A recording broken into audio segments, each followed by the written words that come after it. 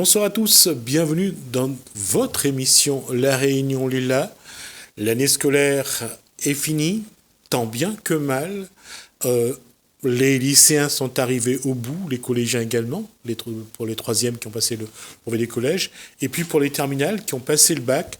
Souvent on dit on n'est jamais content, avec un taux de près de 91% de réussite au bac à La Réunion. Que faut-il penser? On va poser la question au président de la FCPE, c'est un Cosmo Réunionnais. Daniel Amouni, bonsoir. Ça va être ironique de ma part. C'est un grand sourire, 91% de réussite au bac. Bonsoir, Jismi. Oui, on ne peut être que content pour tous les lauréats, puisque c'est quand même pour eux l'aboutissement d'un parcours qui a commencé en maternelle et qui est une première étape, mais une étape très importante dans la poursuite de leur projet professionnel. Donc, moi, j'adresse toutes mes félicitations à tous les lauréats, à tous les bacheliers, que ce soit dans la voie professionnelle, dans la voie technologique ou la voie générale. Et puis, j'ai aussi félicité les parents qui ont accompagné leurs enfants tout au long de leur scolarité. Et puis, un petit mot aussi pour ceux qui ont obtenu leur brevet des collèges et donc qui, eux, vont passer dans la cour des grands au niveau du lycée, et avec un objectif, soit le CAP, soit le bac. Et donc, bon courage à eux pour la poursuite de leurs études. Qu'est-ce qui explique ce goût amer ou ce goût de pas assez?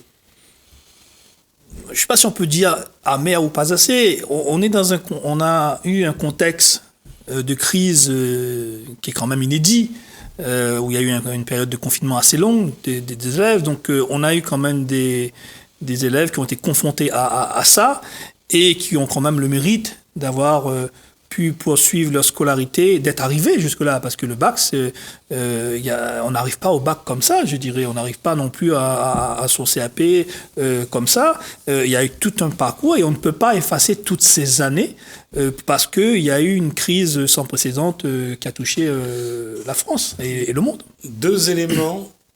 Est-ce qu'il faudra que ces jeunes qui ont eu leur diplôme cette année soient, puisque c'est la première session à avoir leur diplôme en contrôle continu, et est-ce que le fait, on reviendra là-dessus après, mais je le dis quand même, le fait que les universités vont être submergées par les inscriptions, ça va poser problème.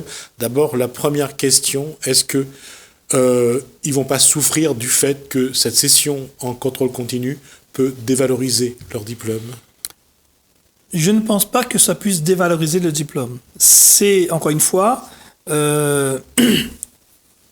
une série de circonstances qui font que les élèves ont eu leur bac sur le contrôle continu, mais pas que.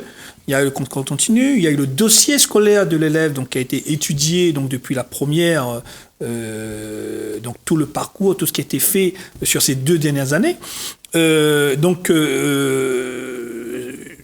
conditions d'obtention du bac ont été différentes par rapport aux années précédentes, mais ça n'enlève à rien à la qualité du travail qui a été fait par les élèves et par les enseignants. Ça serait leur faire injure de dévaloriser leur bac, alors qu'eux, ils ont travaillé comme à l'accoutumée, sur le premier trimestre, sur le deuxième trimestre. Il n'y a que le troisième trimestre où ils n'ont pas pu travailler correctement. Et surtout là, je vais dans ce sens-là, c'est que sur un contrôle continu, on n'a pas trop la marge d'erreur est beaucoup plus infime que sur un examen. Sur un examen, ça passe ou ça casse. Parfois, on tombe sur le sujet qu'on maîtrise le mieux et la note est magnifique. Là, c'est un contrôle continu, c'est un travail régulier sur l'année. Donc, le diplôme a encore plus de valeur. On peut le voir comme ça, en tout cas, on peut le voir de ce côté positif. En tout état de cause, ce taux de réussite peut aussi s'expliquer justement par l'absence de stress lorsqu'on passe l'examen final, où on a des enfants qui ont bien travaillé toute l'année, mais qui perdent leurs moyens lorsqu'ils passent l'examen parce qu'ils sont stressés, parce qu'il y a des circonstances qui font qu'ils ne sont pas au maximum de leur capacité ce jour-là, et effectivement, ça se joue sur ça passe ou ça casse, sur un coup de dé. Et cette absence de stress a aussi donc permis de débloquer, je pense, un certain nombre d'élèves qui n'auraient peut-être pas obtenu leur bac dans des conditions normales du fait de ce que procure comme sensation de devoir donc jouer quelque part son année scolaire sur un examen. Et donc du coup, ce taux s'explique aussi en partie par ça. On va quand même être, j'allais dire, honnête jusqu'au bout. On va poser la question, est-ce que l'Éducation nationale a demandé que les professeurs soient plutôt cool dans la désignation à un moment ou à un autre, dans une note, parce que le contexte étant celui qu'il est toujours d'ailleurs, il est vrai que ça, c'était pas la faute des élèves, c'est pas la faute des professeurs, mais ce contexte-là n'a arrangé ni l'un ni l'autre. Alors, il faut savoir que tous les ans, il y a ce qu'on appelle l'harmonisation des notes. Donc, il y a des consignes qui sont données pour harmoniser les notes d'un établissement à l'autre. Mais cette année, ça a été clairement dit, je dis c'est un secret pour personne, où le ministre et même la FCPE a appelé, et les enseignants ont appelé à plus de bienveillance. Mais ça ne veut pas dire pour autant que la bienveillance, vous savez, ça ne... Ça a ses limites aussi. Voilà, ça a limite. C'est quelqu'un qui a une mauvaise note, on peut être bienveillant, on lui va donner 1 point ou 2, c'est pas pour autant qu'il aura le bac. Mais effectivement, on a demandé à de la bienveillance, notamment de prendre en compte justement le dossier scolaire de l'élève pour pouvoir donc compléter et apprécier si l'élève méritait ou pas d'obtenir son bac. Donc oui, il y a eu de la bienveillance, mais ça ne justifie pas tout. Tout à fait. Juste pour dire, on va rappeler quand même que le ministre à l'époque a demandé aussi à arrondir la note à la note supérieure. Donc ça aussi, ça a été dit. Mais c'est vrai, je crois qu'il ne faut pas enlever la valeur, il ne faut pas dévaloriser ce diplôme. Au contraire, il faut le valoriser parce que, encore une fois, passer un examen dans de tels contextes, je crois, j'espère que ça n'arrivera plus parce que on l'espère aussi. Voilà, je ne sais pas qui c'est qui a le plus stressé. Est-ce que c'est les politiques? Est-ce que c'est les administratifs de l'Éducation nationale? Est-ce que ce sont les parents et les enfants? Mais en tout cas, c'est un contexte qui a été très particulier. Tout à fait. Mais vous savez, tant que on n'a pas les résultats officiels, on stresse quand même, que ce soit les parents, surtout les parents, d'autant plus que là, on se posait effectivement des questions par rapport à ce contrôle continu, comment ça se passait, comment on va tenir compte des notes, voilà. On a quelques cas, moi j'ai des parents qui m'ont contacté par rapport à cette notation, j'ai notamment le cas d'un parent, d'un enfant qui malheureusement... heureusement pour elle, mais qui était par exemple en congé maternité et qui se retrouvait avec des zéros. Donc il faut là aussi qu'on aille regarder les difficultés et les couacs qu'il y a pu avoir sur ce bac. Il y en a eu quand même quelques-uns. Mais dans l'ensemble, on peut être content pour tous les lauréats. Et on va surtout répéter, on est content que ça est arrivé au bout. Et je dis bien, on est content que ça arrive au bout parce que ça, depuis le 17 mars à ce mois de juillet, ça n'a pas été simple de prendre des décisions et on reconnaît que même pour l'Éducation nationale, ça n'a pas été une mince affaire. Et il y a eu, comme on l'a dit, beaucoup de couacs. Et heureusement qu'il y a eu quand même ces décisions-là. Et heureusement que les enfants et les familles, finalement, tirent leur épingle du jeu. Oui, tout à fait. De toute façon, quand on fait l'analyse des possibilités, il n'y avait pas d'autre choix cette année que de faire ce choix-là. On pourrait dire c'est le moins pire des choix ou le meilleur des choix, on dit comme on veut, mais il fallait prendre une décision. On ne pouvait pas dire aux enfants, écoutez, il faut recommencer toute l'année. Donc il fallait bien à un moment donné trancher. Et sur ce choix-là, c'est le meilleur choix qu'on pouvait faire dans le contexte actuel. Ça n'enlève pas effectivement les difficultés qu'on a eu à gérer cette crise, mais comme ça a été dit, c'était inédit pour tout le monde. Mais il est vrai qu'on aurait pu peut-être faire mieux dans par rapport à certaines décisions. Je pose la question vraiment au président de l'association de parents d'élèves de la CPE. Est-ce qu'il faut aujourd'hui, pour éviter que d'autres situations comme cela se produisent, est-ce qu'il faut instituer un contrôle continu maintenant et ne plus se poser la question, parce que d'une façon, ça dévalorise pas le diplôme, mais pour les autres années, je pense qu'il faudra d'autres rigueurs pour qu'il n'y ait pas j'allais dire, des chiffres aussi importants, parce que la question va se poser pour savoir comment les accueillir dans les universités. Ça, c'est une vraie question, on en parlera peut-être après. Ouais. Mais s'agissant du bac, la FCPE a toujours été favorable et a toujours milité pour qu'il y ait une part qui soit accordée au contrôle continu. Par contre, telle qu'elle est proposée dans la réforme actuelle, nous ne sommes pas satisfaits de la mise en œuvre et on espère qu'on va tirer les leçons justement de ce qui s'est passé cette année pour pouvoir rectifier le tir pour les prochaines années, puisqu'en 2021, effectivement, il y aura le nouveau bac et donc il faut profiter de tirer le positif de ce qui s'est passé, toujours chercher le positif pour améliorer les choses pour nos enfants. Ce n'est pas dans vos prérogatives, dans vos attributions en tant qu'association, en tant qu'FCPE, mais le problème se pose avec 93% de réussite au bac de manière générale au niveau national. Un président d'université a dit on ne pourra pas pousser les murs. Et ça, c'est vrai. Ils ne pourront pas pousser les murs pour agrandir les salles, pour accueillir tous ces lauréats du baccalauréat. Effectivement, ce n'est pas de notre prérogative, puisque la philosophie de la FCPE, c'est l'émancipation du jeune. Et donc, quand le jeune il va à l'université, c'est à lui de se prendre en main, c'est à lui de prendre son projet, sa carrière. Il y a des syndicats d'enseignants qui sont là pour les accompagner. C'est pas pour autant que la FCPE est cloisonnée. Et ce sont quand même nos enfants. Et on les suit d'une autre façon, mais on les suit quand même. Et la FCPE est malgré tout sollicitée sur ce qui se passe au niveau de l'université, mais nous ne sommes pas présents. Et effectivement, la problématique c'est bien beau de vouloir amener 90, 100% d'une classe au bac. La question, ça serait l'idéal que tout le monde ait son bac ou son bac pro, bac professionnel, bac technologique, bac général ou son CAP, etc. Mais c'est la suite. Et c'est ça qui est plus important. Et effectivement, comme les universités aujourd'hui ne sont pas préparées, n'ont pas été préparées à ça, donc ils vont devoir accueillir plus d'étudiants que ce qui était prévu. Et malheureusement, la crainte que l'on peut avoir, c'est qu'une partie de ces élèves se retrouvent sans affectation, ça c'est sûr et certain, qu'ils n'auront pas d'affectation à la rentrée dans une université, et que compte tenu de la crise du Covid, nous allons avoir des entreprises qui sont en difficulté, qui ne seront pas non plus en capacité d'amortir et d'accueillir un certain nombre de diplômés qui veulent s'engager sur le marché du travail ou sur la voie de l'apprentissage. On risque de se retrouver avec un contingent des nouveaux bacheliers qui devront aller pointer à Pôle emploi faute de solutions pour poursuivre les études. Donc ça, c'est une question sur laquelle nous espérons que le gouvernement va travailler.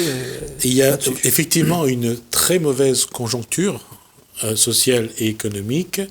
Les entreprises ne pourront pas absorber la partie qui ne pourront pas aller à l'université. Ça pose un sacré problème parce que est-ce que l'administration des différentes institutions publiques pourra absorber une partie, parce que je vois pas d'autre solution. Aujourd'hui, comme ça a été dit, on a déjà du mal à accueillir les bacheliers en temps normal. Je dirais en temps normal on tourne autour de entre 70 et 80%. Là, il faut quasiment accueillir presque 20% de plus. Donc c'est déjà compliqué. Donc effectivement, on ne voit pas aujourd'hui comment ça pourra se faire dans les circonstances actuelles. Donc il faut là que le gouvernement, les universités trouvent soit novateurs, soit innovants, peut-être développer encore plus le numérique pour pouvoir mettre en place des filières, des diplômes en ligne pour pouvoir absorber ce surplus d'étudiants et donc innover. On n'arrête pas de parler depuis qu'on a été touché par la crise du Covid-19 d'innovation. Donc on a innové au niveau des classes en faisant du distanciel, etc., etc. Donc c'est des choses qui existent déjà à l'université, donc il faut peut-être l'amplifier, il faut peut-être le développer plus, avoir une offre plus large et plus conséquente pour permettre à tous les étudiants, parce qu'il n'est pas acceptable qu'un étudiant ne puisse trouver une voie faute de place dans une université ou en BTS ou ailleurs. Combien vont choisir une voie de garage, c'est-à-dire que, à défaut de Grive, vont se contenter de Merle? On fera le bilan dans 1 an, parce qu'on ne pourra pas le faire avant, malheureusement. Mais oui, ça fait partie, malheureusement, des risques. Donc après, moi, je dirais aujourd'hui aux lauréats, appréciez votre bac, fêtez-le, etc. Mais vous allez très vite vous retrouver face à la réalité soit du monde du travail ou du monde universitaire. Et il va falloir donc s'accrocher, il va falloir ne pas baisser les bras si on veut justement réussir et aller jusqu'au bout de son projet professionnel. Il va falloir s'accrocher. Et il y a aussi, on a parlé des cours en ligne, il y a aussi les cours par correspondance. Bien sûr. Les passer un diplôme par correspondance, ça existe également. Il y aura toujours des solutions, mais une seule chose, il faut que se mettre dans la tête, c'est qu'il faudra compter que sur soi. Oui. Parce que ça, c'est quelque chose qu'on a un peu perdu. On a toujours pensé que l'État est l'État-providence, même si c'est plus le cas depuis 20-30 ans. Mais on a toujours pensé que l'État avait la solution. Je pense qu'aujourd'hui, chaque individu doit trouver sa solution. Et si on part de là, on a une bonne opportunité de trouver des solutions. Chacun doit pouvoir réussir son projet professionnel. Mais il ne faut pas oublier le collectif, parce que c'est quand même la République. La France est une république et elle doit donner à tous les enfants les moyens de réussir le projet professionnel. Donc c'est quand même à l'État de mettre en place les moyens. Il y a aussi, on l'oublie souvent, c'est que bien souvent lorsqu'on a le bac, on pense qu'il faut absolument aller à l'université.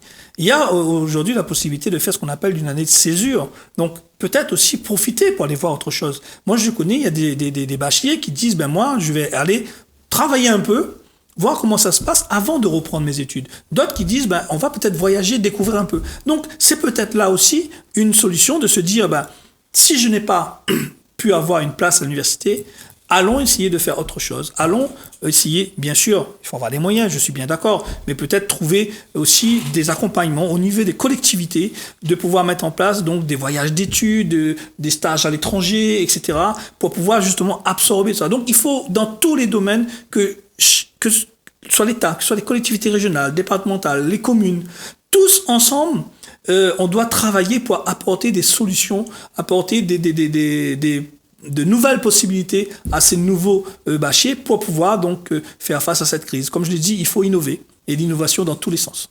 Et là aussi, quand on parle d'innovation, on parle d'émancipation, puisqu'il faut faire ses choix vraiment personnels. Ça montre aussi une chose, c'est que là, je ne vais pas me faire ce que je ne suis pas. Il y a cette période-là qui est là. Il y a un changement de temps, un changement d'air, accent grave, R-E. Et il faut aussi fonctionner d'une autre façon. C'est-à-dire que se prendre en main, arrêter toujours de compter sur ton papa pour traverser la rivière. On l'a dit, il y a un avant et un après Covid. Et que ce soit dans l'éducation ou dans la société de manière générale. Donc effectivement, on ne peut plus revenir à comment on fonctionnait avant, et il va falloir, et dans l'éducation nationale, puisqu'on parle dans ce domaine-là, donc innover pour et prendre en compte ce qui s'est passé. Donc oui, faire autrement. Il faut réinventer l'école, quelque part, la fonction de fonctionner, que ce soit dans les rythmes, que ce soit dans les programmes, que ce soit dans la composition des classes, parce qu'on n'est pas à l'abri d'un retour. On parle d'une seconde vague, elle va arriver quand ? On parle de septembre, on parle d'octobre, ce qui veut dire qu'on va toucher de plein fouet encore l'année scolaire 2020-2021. Donc, allons préparer les choses en amont de telle sorte qu'on ne soit plus obligé de confiner ou de demander aussi longtemps les élèves et qu'on puisse travailler différemment avec des groupes plus petits. Oui, et même s'il y a confinement, que l'école puisse continuer à la maison. Tout à fait, à la maison ou ailleurs. On n'arrête pas de nous parler des fameux 2S, 2C, mais il faut que ce soit des choses... 2S, 2C, ça veut dire ? Alors, moi, les slogans, c'est santé, solidarité, citoyenneté, et le dernier C, je ne sais plus.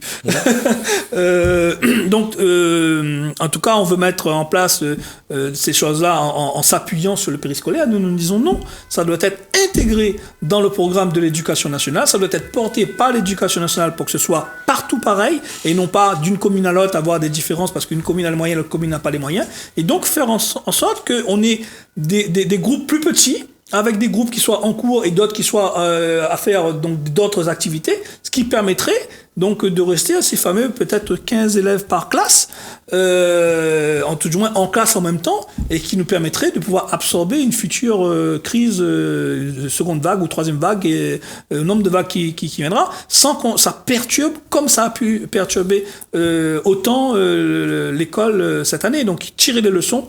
Et allons donc faire différemment. En tout cas, c'est ce que propose la FCPE, c'est ce que nous ferons comme proposition. La FCPE a toujours été une force de proposition et nous serons au rendez-vous. Alors, juste pour corriger ce que j'ai dit tout à l'heure, on dit que fiez pas sur le bâton grand-papa pour traverser la rivière. La rivière. D'accord. Ben, c'est un petit peu ce qu'il vient de dire. Tout à fait, oui. C'est un petit peu ce qu'il vient de dire. Il y a le travail collectif, et à l'intérieur du collectif, il y a des individus. Donc on doit travailler pour soi, on doit travailler pour la collectivité, et on doit mettre tout ça en musique pour que, quelque part, on doit aussi donc réinventer la société de demain. Une société plus juste, plus égalitaire, une société plus solidaire et moins égoïste. Parce qu'aujourd'hui, on n'a plus justement à faire des individualités, donc chacun justement essaye de trouver sa solution tout seul. Non.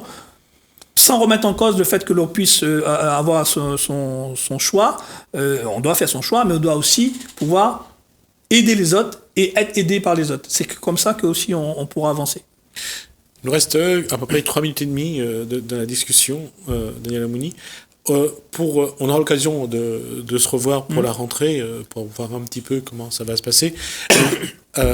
À ce jour-là, est-ce que il y a déjà les pistes, ou bien sûr il y a déjà les pistes de rentrée, en tout cas l'éducation s'occupe de ça, et les parents d'élèves, l'association de parents d'élèves aussi, mais aujourd'hui, quelles sont vos principales craintes pour la prochaine rentrée? Déjà, on n'a pas encore beaucoup d'éléments sur la prochaine rentrée, donc j'ai vu que le ministre, a priori, avait dit que le protocole sanitaire serait maintenu, mais maintenu dans l'état. On ne sait pas trop comment ça va se faire. La crainte, c'est que tout simplement, en ce qui concerne la Réunion, donc avec la réouverture de l'aéroport, on voit actuellement que le nombre de cas augmente. Donc il va y avoir des gens qui vont aller en vacances, qui vont revenir. Donc comment ça va se passer à la rentrée, puisque les personnes qui vont revenir, étant sorties de l'état sanitaire, il n'y a plus de confinement, il n'y a plus de mise en quarantaine. Non, mais apparemment, si on regarde les chiffres, les cas importés sont, je dirais pas totalement sous contrôle, mais on voit quand même qu'il y en a quelques-uns qui sont... Oui, à aujourd'hui, ouais. Mais avec les vacances, il va y avoir pas mal de personnes qui vont partir, donc le nombre de personnes qui vont rentrer vont être plus importants, parce que là, on n'est pas encore revenu à une rotation habituelle d'avions, donc les avions, ils arrivent encore au compte-gouttes. Mais d'ici un mois, qu'est-ce qui va en être de la circulation aérienne sur la Réunion, et donc du nombre de personnes qui vont arriver, qui seront parties en voyage, que ce soit métropole ou ailleurs, même si beaucoup de Réunionnais ont dit que cette année ils allaient différer le voyage, il y en aura quand même qui vont partir. Donc quel impact cela aura sur la rentrée, on ne le sait pas encore. Et donc la crainte, c'est une reprise de l'épidémie au retour des vacances. Donc la crainte elle est surtout là. Après, comme je l'ai dit, nous ce qu'on demande au-delà de justement, c'est d'anticiper le plus possible une éventuelle retour de l'épidémie, et donc de travailler sur une nouvelle organisation de l'école. D'accord, j'avais cru entendre de différer la rentrée. J'ai cru qu'il fallait différer la rentrée à ce moment-là. Alors, c'est pas à moi de le dire, mais ça serait peut-être une solution, sauf que si on lui dit maintenant, les gens ils vont différer leur retour aussi. Ah. Donc ça ne relève pas de la compétence de la FCPE, mais je pense que le moment venu, il se posera peut-être la question de se dire que peut-être qu'il faudrait différer la rentrée, mais ce n'est pas d'actualité à ma connaissance aujourd'hui. Mais ça peut être une des pistes sur lesquelles le rectorat devrait, à notre sens, travailler. D'accord. Juste un mot, vous avez déjà le nom du prochain recteur ? Non, je n'ai pas le nom du prochain recteur. Il semblerait que ce serait une rectrice. Mais j'en sais pas plus. On verra si ça se confirme ou pas. Écoutez, on va voir est-ce qu'il y a une promotion au niveau local ? Oui, pourquoi pas, mais j'ai pas d'éléments à ce sujet-là. En tout cas, Daniel Amouni, merci. Je rappelle donc que vous êtes président de la FCPE. Merci de l'invitation. Les conseils des parents d'élèves. Et bonnes vacances à tout le monde. La Réunion. Et puis, On vous voit à la rentrée, Oui. en tout cas pour avoir des informations sur la rentrée. Merci à vous. Merci. On tourne une page, on se voit juste après.